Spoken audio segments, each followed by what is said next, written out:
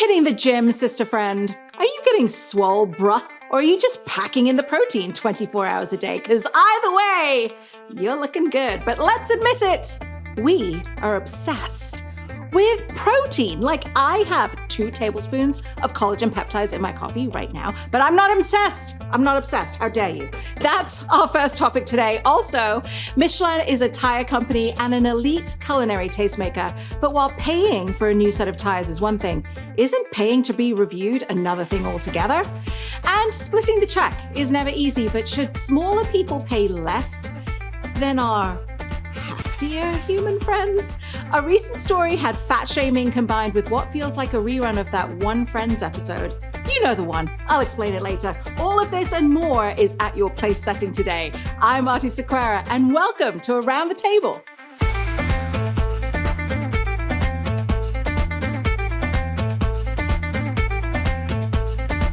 All right, we've got a lot of topics to burn through today, spicy and mild alike, and I've got 3 guests at the table who are ready to sound off to see whose takes are the most technically executed, toothsome, and well-plated. They will vie to win each round with their combination of wit and wisdom, and I will be handing out stickers like I'm running the checkout line at Trader Joe's. But only one guest will move to the head of the table at the end of this. Who will it be? There is no randomizer here. These titans are hand-selected by yours truly for their charm, beauty, acumen, and also because they agreed and were available, and now I owe them a favor and content.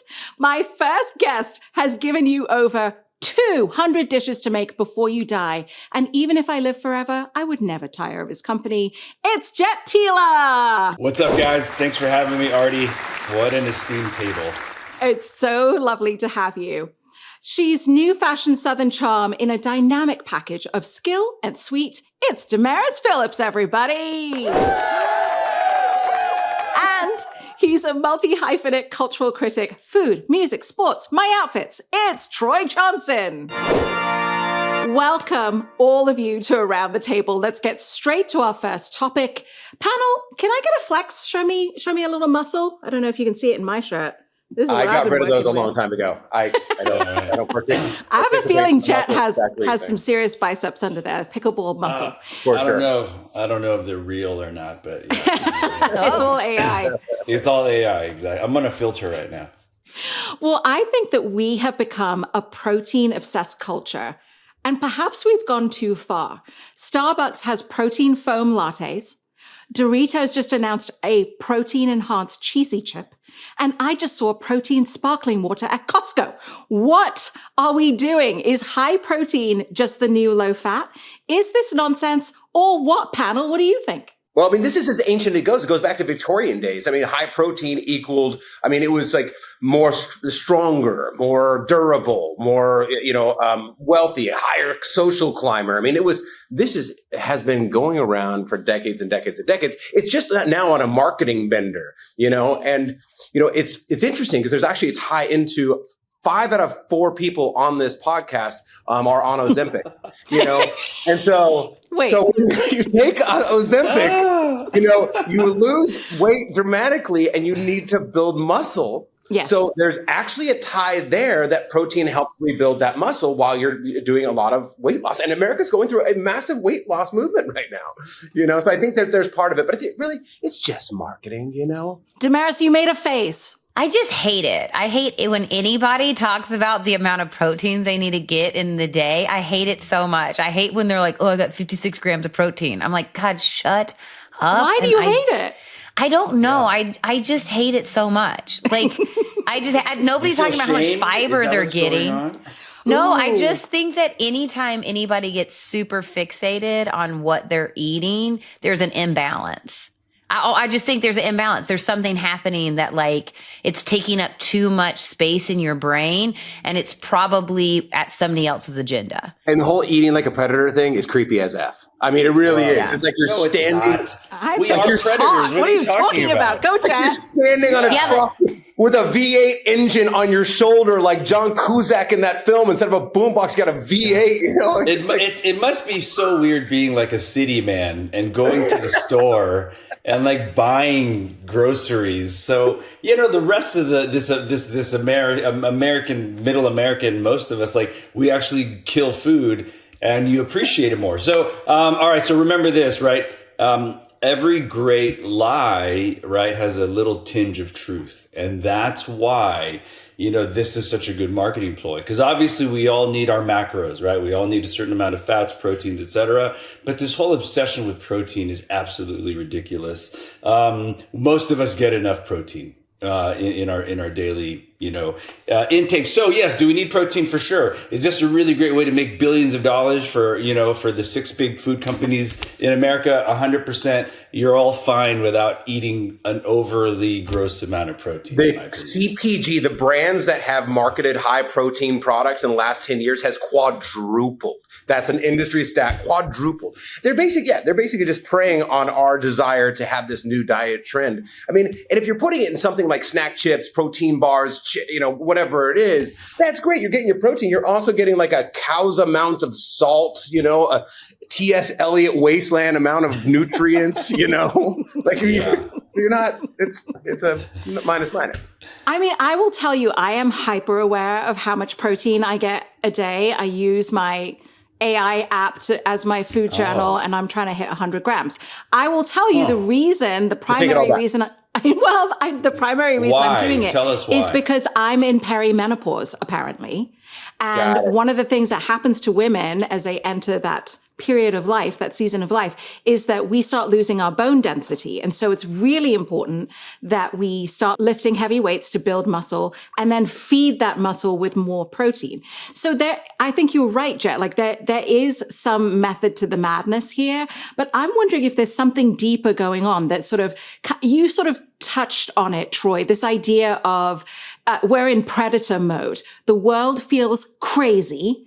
We're all trying to be stronger because we're living longer. Is something else going on that is sort of feeding this protein craze, well, you think? There's also like you have to look at the industries too. Like the meat industry makes an enormous amount of money because of government subsidies.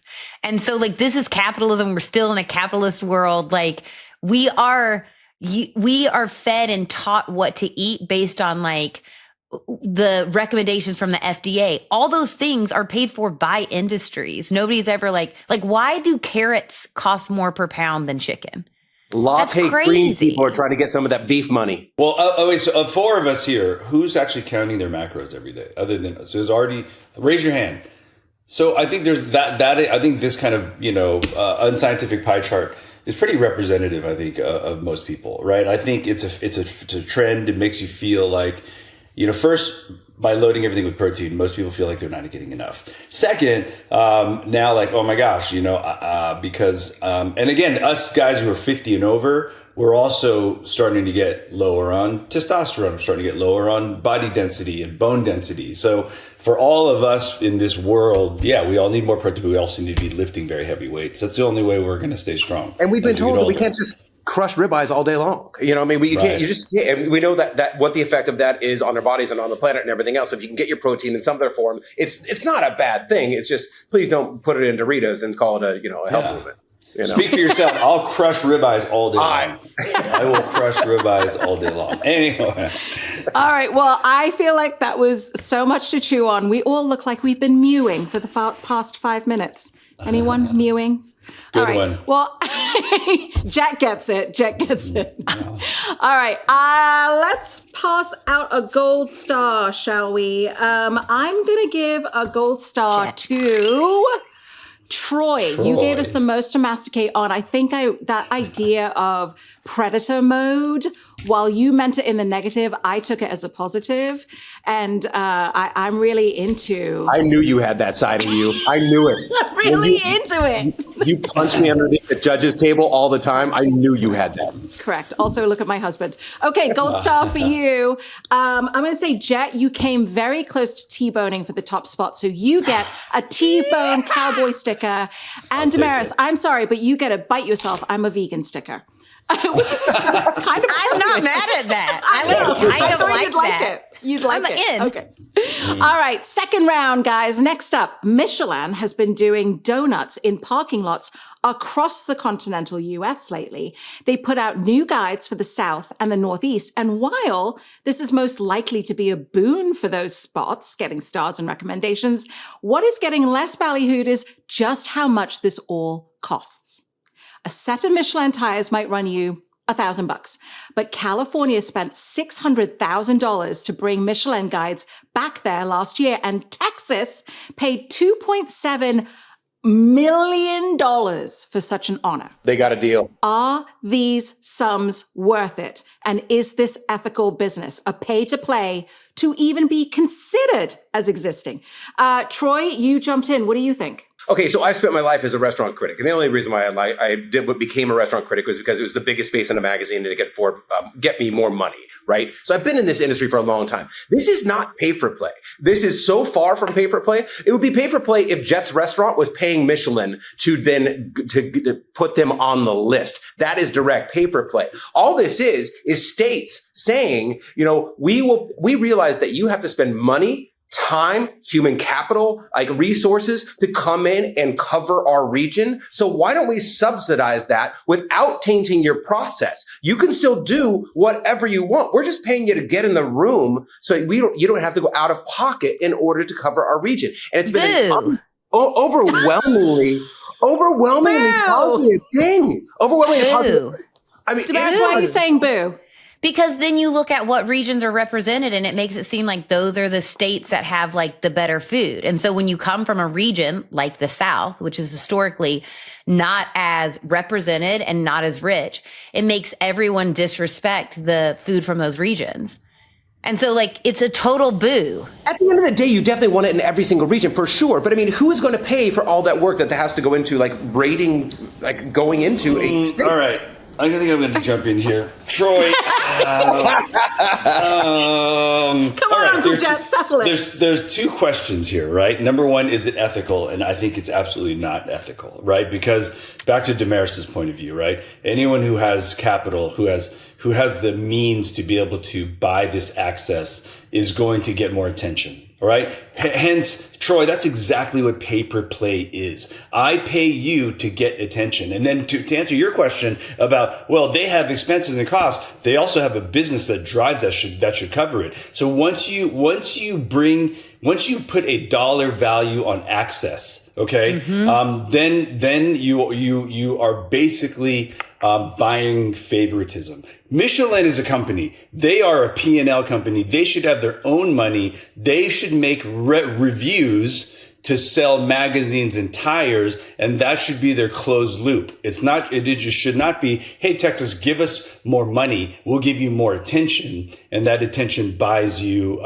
more visits to restaurants, which brings in revenue for the economy of the state or the local cities. It's not pay for play from the restaurant side, though. It's just not pay for play from the restaurant side. I mean, but it is pay for play for the state. Sure it is. Because the restaurants pay taxes. The restaurants have to pay basically to operate a business in that city. That city gets revenue. The revenue goes back to the government. The government pays Michelin. But the restaurant is not paying Michelin. Closed loop. Sure. You can say that they floated their money into the ecosphere, and that ecosphere is then rained down on something beneficial for their industry, but they're not paying directly to Michelin itself. You do make a good point about the business behind it. If they have the money and largesse, and we should be in every single community across the United States, but that's a Byzantine problem that you need to get funding for. People have this opinion that somehow media and somehow like journalism and somehow all this work is free, and it just manifests itself out of free air. No one wants to pay for it, but they all want the coverage. So it's like, how the heck can you get this like machine to come in and highlight some of the best restaurants in your region without actually helping them? I don't understand that. What's the difference? What's the difference between a TikTok influencer coming in and asking for a comp dessert because they're going to give it coverage and what the Michelin guides are doing? Because they're going directly to the restaurant. Absolutely. That's a very different thing. This is a state saying, I'm going to fund the machine. At least you guys show up. Then you guys pick whatever restaurants you want based on merit. That is a completely different thing than pay for play. Yeah, no, look, you are both right in a certain point of view, but I think the macro issue is number one, Michelin's a club, right? And if you point dollars in the form, if you point the dollars into the state, right, you're ergo you're going to get more Michelin stars or bib gourmands in said state, right? Okay, but again, as a business owner, as a multi-business owner, the ethics, they don't bother me. Let's just call it what it is my point. You know what I'm saying? Like, the bigger lion is going to get more meat, going back to the first situation. And it sucks. And that's the way the world is. But we live in a capitalist, economy. And that's just kind of how works here. So I just want to be honest about it. And that's where I'm at. I just want to be transparent. Let's be transparent about it. Yeah, Texas has oil money. They can pay for it. North Carolina had to save her pennies in order to be recognized this year. So Kentucky? None. Yeah. None. Yeah. Because they didn't pay. Yeah. That's 100%. San Diego paid them to be here, for sure. Exactly. Because y'all are all rich over there. Rich. Oh, not me. Somebody is. Yeah, let's just be honest about the machine. That's all I want to be. Yeah. There's nothing wrong with the machine. Let's just be Correct. transparent about that. San Diego Magazine's part of the machine. I'm kidding. Okay, moving on. Let's talk about gold stars right now. Okay, I think, there were so many good points brought up in this round. I think the person that had the most complete argument to me was Chef Jet Tila. I loved what you had to say. You took everybody into account. Troy, you're evil, so you get the Dr. Evil sticker, and Damaris, you get a sticker of Pooh Bear drinking sorghum, because everybody knows that's better than honey. All right, before we move on to the last round, let's do a recap of who has gold stars and who does not. I'm sorry, Damaris. Troy, you have 1 gold star. Jet Tila, you have 1 gold star. Damaris, this is it. Here we go. This is it. This is your shot at gold star glory. This has happened to all of us at some time or another, in one form or another. But recently, People magazine did a story about a woman complaining about splitting the restaurant bill evenly with some of her larger friends. I hate her. As someone that would qualify in that category, I don't think we would be friends.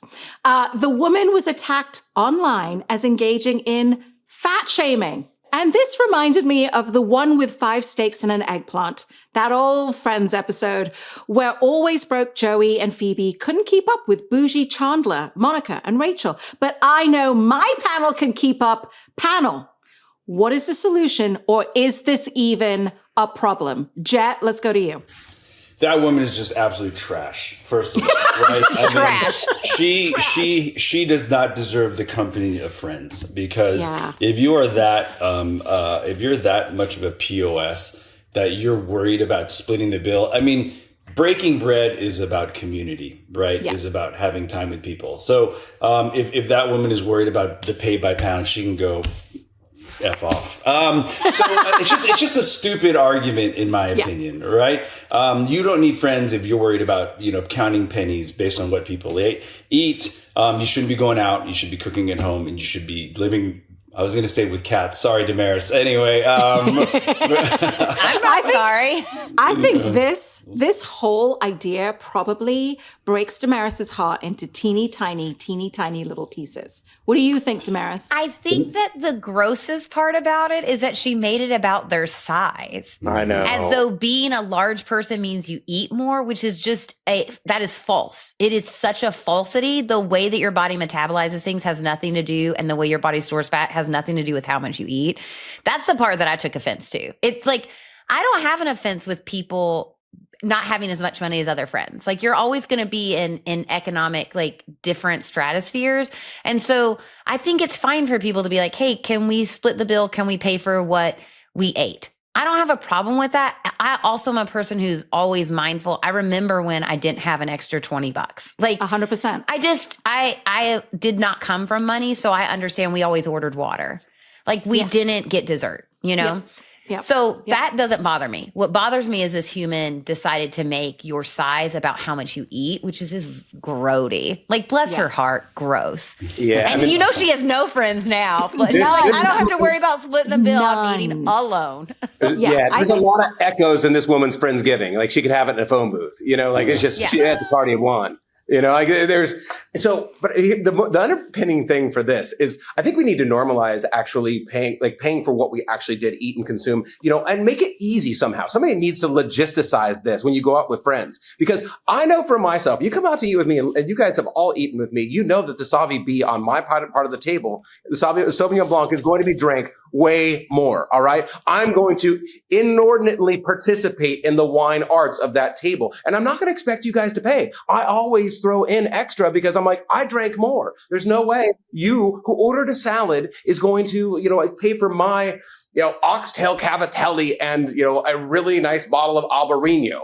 You know, I'm like, so, but we need a way in a social setting that doesn't feel awkward and weird and like we're counting each other's meals to just go, hey, that's exactly what mine was. I'm going to count my share, because there's always people, and you don't know who's struggling. You don't know who's struggling with like to pay rent that next day. You know, I mean, it should just be assumed that we're potlucking this thing and we're going to come in and we're going to order what we order and we're going to pay for it. You know, I mean, and the kind of like that old American Mad Men style, I got this, credit card roulette. That's a 1% operation. You know, most of our friends have concerns about cash. And I think it needs to be an easier process. I'm a little stuck there, guys. I mean, we've all broken bread together, right? In larger groups as well. I don't know, Troy. I mean, respectfully, okay, look, I've been on both sides of this coin, right? I remember being hungry, and also, you know, gratefully, thankfully, you know, I'm in a better place to be able to say, pick up a check a few times a year.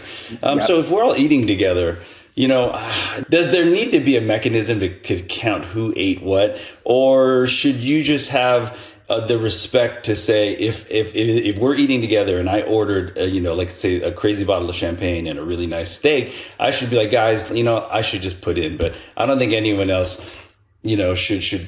I don't think you should be keeping tabs, I guess, in my opinion. I think that works. I think it really works when you are in a place where everybody's respectful of that. And I think it works for a lot of us, because I think sometimes we do just be like, I'm just going to pick up the check. I'll just get it. But we've also all been in those situations where we're like, hey, I'll pick up the check. And people will be like, oh, yeah, I'll Venmo you. And then they don't. And you're like, no, I wasn't really friends enough with you all to pick up that $1,200 bill. But okay. Because we were all too embarrassed to be like, let's split it. Because that's the thing that I find it humiliating to split a check. Really? When you all go out in a group. Why is that humiliating? It should be normal. For me in Kentucky, definitely. And like, it is presumed that like I'm on TV. If I'm going out to dinner with people, it's presumed that I'm picking up the check so often. And like to be and also with women, I think there's like this negative connotation around women and being like, oh, the women are going to split the check and haggle over it. So oftentimes I feel pressured to just be like, I got this. Yeah.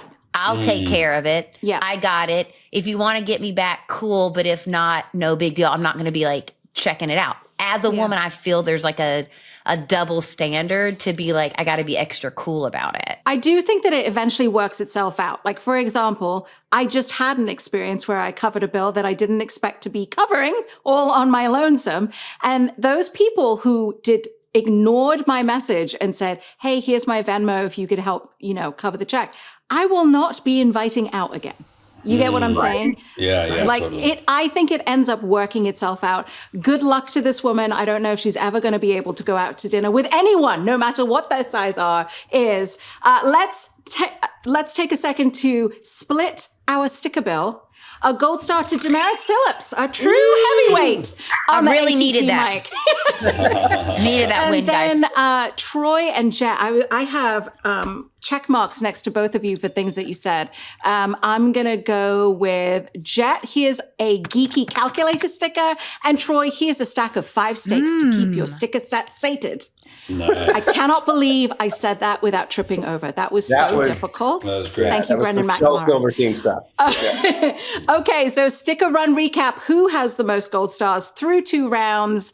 It's a tie, everybody. Every single one of my friends has a gold star, which is kind of how the world should be. Unfortunately, there must be a winner. So it's time for the quickfire round. And I will be judging you on this, okay? So whoever wins this round wins the whole thing. Today's episode of Quickfire is a Christmas treat edition. Nice list or naughty list, y'all. For each of these, get your answers ready and get them quick because Mary's in active labor. Let's go. Little Debbie's Christmas tree cakes. Naughty list or nice list? Nice. Nice, because look, I'm a fan of any cake in general in the holiday season, especially ones that are highly processed, because if it can kill you, it's probably a lot more delicious. Jet. I'm going to abstain. I've never even had one of these crazy. What are you talking about? Yeah. Oh my gosh. What are you guys talking about? We didn't have these in the hood, in the Asian hood in LA. So, you know what I mean? 100% you did. I bet you did. You could get them for a quarter. Okay, got it. You can. White people, lower middle class, we didn't get them either, man. I don't know what happened. All right. All right. Well, you know what you're getting for Christmas this year, Jet. A lot of them. A lot of all the different sizes and all the different flavors. Okay, moving on. Boozy fruitcakes, naughty or nice? Nice. This has been improperly maligned for generations. Just because you're going through some emotional trauma, don't take it out on the fruitcake. I've had some perfectly great ones. Wow.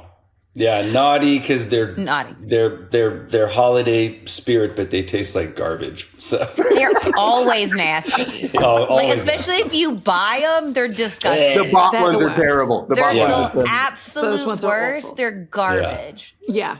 Okay. Well, speaking of another fruity bread, panettone. Nice. Nice. Panettone is so delicious. I love panettone.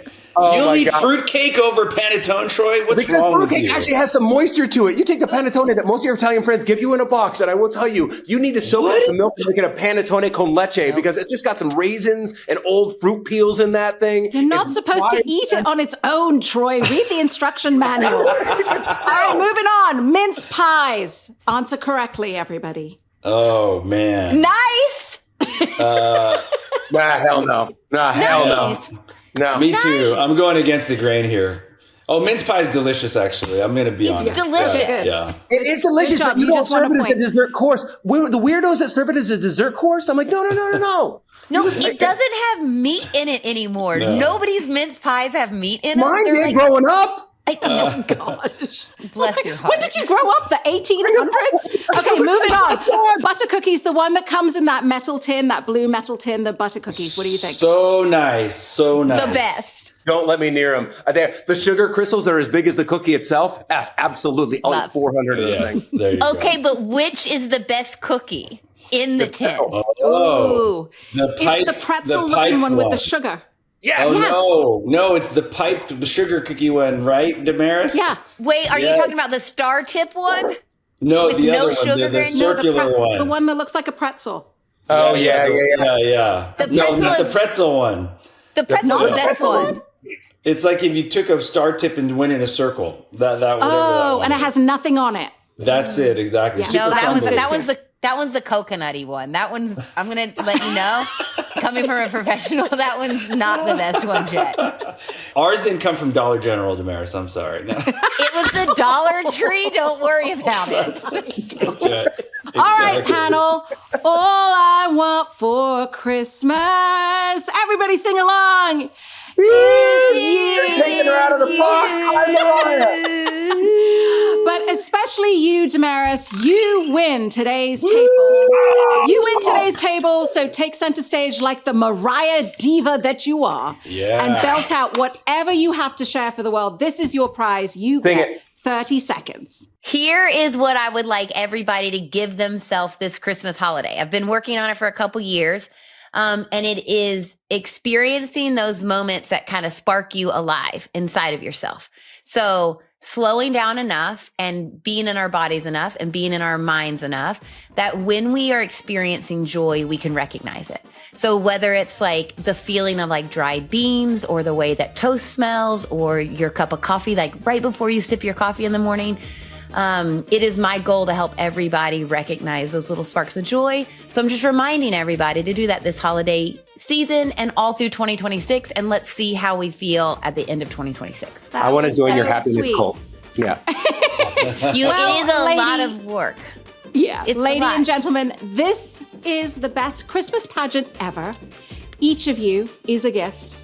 Damaris, Jet, Troy, you are all gifts to me. And I'm going to cry. So goodbye, everybody. Thank you. And that's Love it for you this guys. episode Merry of Around Christmas, the Table. Merry Christmas, Happy Holidays. Merry everybody. Christmas, holidays, everyone. guys. And I hope your table is filled with delicious food and loved ones. We will see you next year. Bye.